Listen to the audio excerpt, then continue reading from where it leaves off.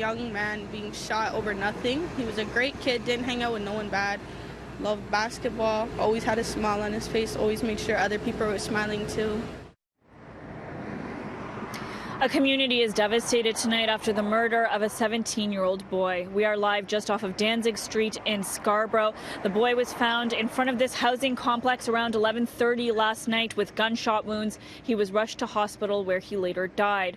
Now, a small memorial has is growing here. Some flowers have been laid out in honor of the teen victim, who teachers identify as Jayden Simpson.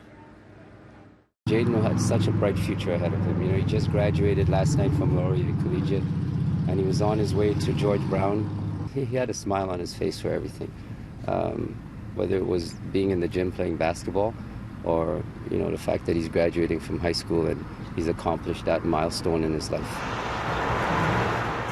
Police are still looking for the shooter. They say there are indications the suspect was seen leaving in a car, but so far no suspect description has been released.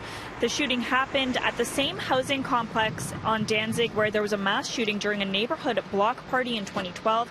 It left a 14-year-old girl and 23-year-old man dead and injured 22 others.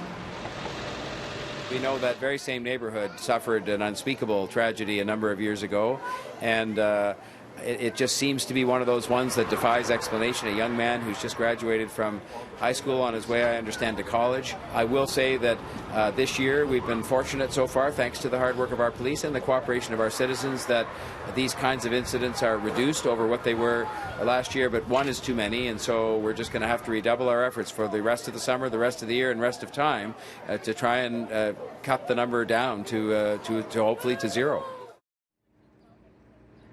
We have seen police in the neighborhood canvassing neighbors, and of course this investigation is ongoing. Again, no suspect description has been released yet, but we will have all of the latest on this investigation tonight on City News at 11.